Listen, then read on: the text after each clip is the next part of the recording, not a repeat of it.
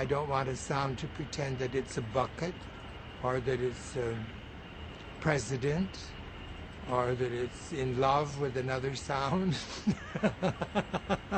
I just want it to be a sound. When John Cage was writing his book Silence, he visited an anechoic chamber and discovered that he could hear his blood circulating and his nervous system operating. This tells us two things. One, there's really no such thing as silence, and two, sound is comparative. Our perception of silence is based more on the evenness of sound than on its actual volume, which is why in a very quiet place, very quiet things can seem loud. We recognize noise as the gray area between silence and music, but on both ends of this sliding scale, distinctions are fuzzy, and that's what I'll be talking about for this essay. 1. Noise music as an extension of Dadaism, sort of. Merzbow has said that his name, which he got from Kurt Schwitters' project called Merzbow, really only applies to his first few projects. I'd say that his earlier work is more Dadaist, especially the album Rembrandt Assemblage. This album even has a track named after Schwitters, and it's also a very different project for Merzbow musically. It has like toilets flushing on it and a bunch of guitar playing. So I understand Merzbow wanting to distance himself from the Dada movement with later projects, but I'd argue this name applies to his whole body of work. Schwitters was rejected by other Dadaists because he used painting and didn't wholly accept the ready-made like other Dadaists. I think Merzbow is similar because he doesn't wholly accept noise. He uses noise to approach genre, like on Merzbeat, environmentalism, which we'll come back to, and he collaborates with artists in metal, jazz, weirdo stuff.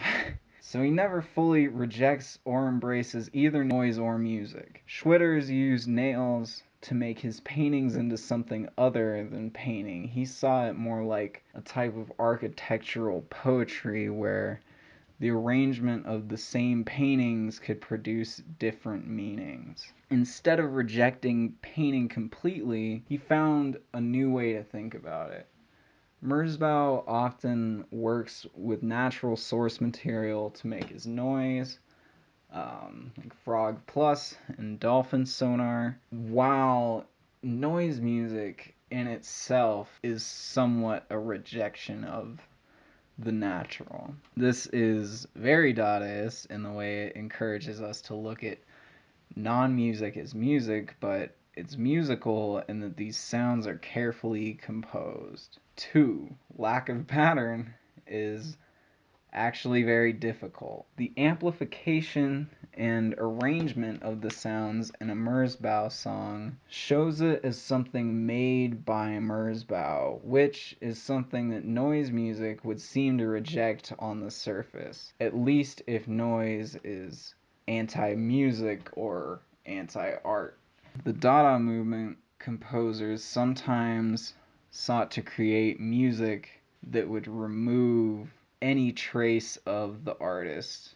And noise is also trying to do this. It seems like noise music is just an amplification of what we normally hear. Noise, while a reflection on the sound of city life, is not quite natural, because even nature creates regular patterns of sound. Patternlessness is actually very difficult to achieve. I find the project Dolphin Sonar to be very interesting because there's the environmentalist reading to what he does here, but I think it says that noise musicians do owe a lot to the world around them. People have tried to make music without a pattern for a lot longer than you might think, and definitely longer than I thought.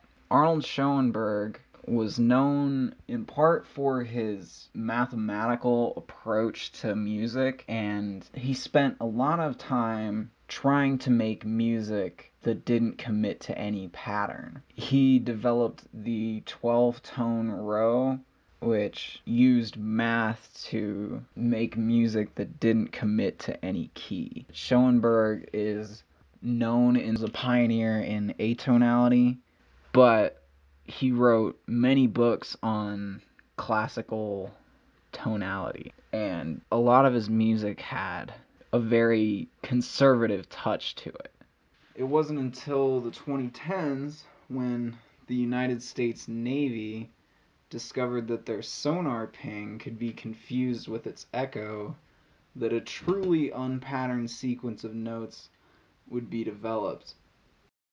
For this perfectly unpatterned sonar to be developed, it took the work of Solomon Golem, who relied heavily on Galois field theory, and Évariste Galois figured out that quintic equations weren't solvable. It took so much work for humans to come to something that dolphins just do naturally, because a truly random set of notes will fall into patterns just by chance.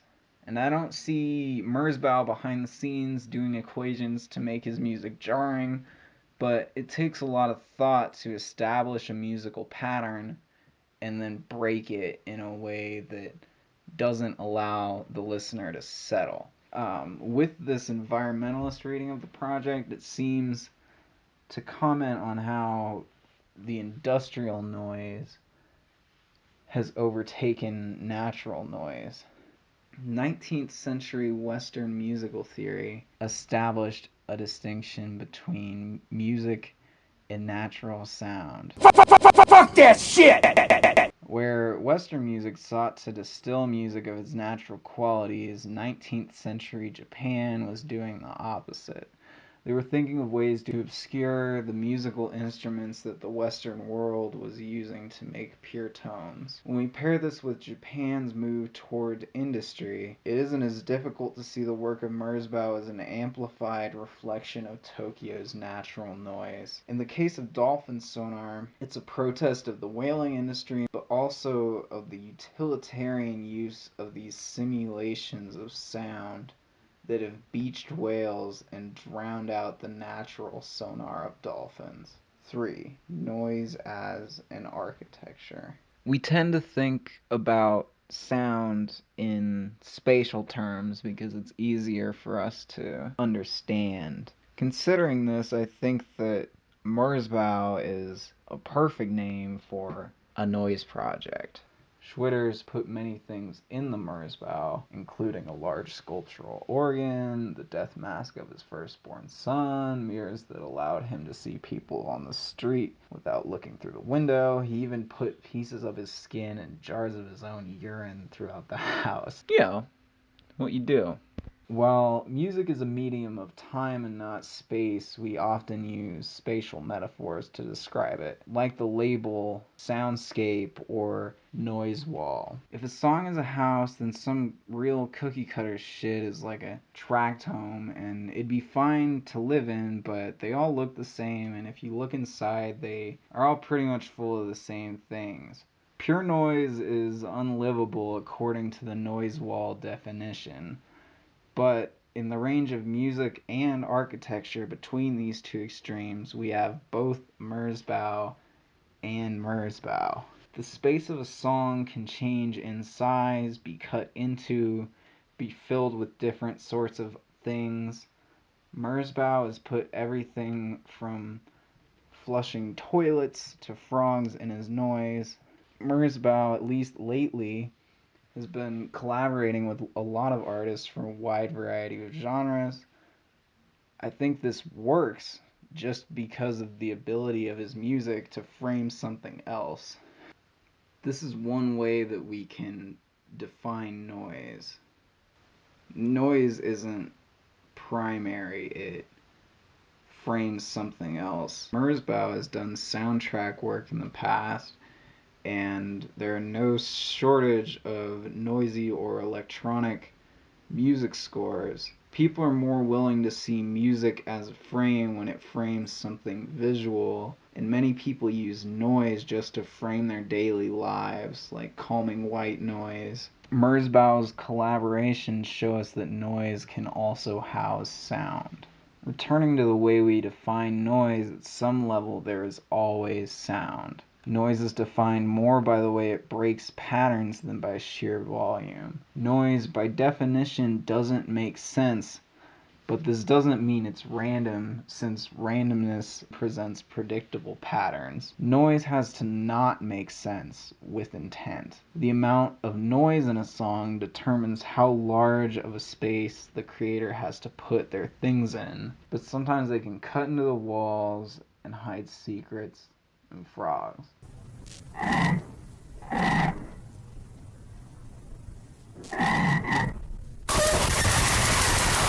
Alright, so that's my essay. Thanks for watching. I want to get back to some more YouTube stuff. I want to do more video essays like this.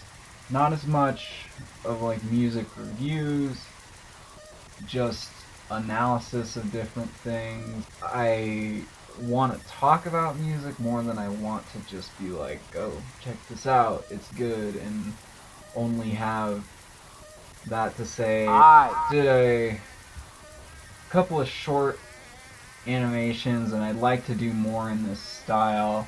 So if you're seeing this, look for that. And I also want to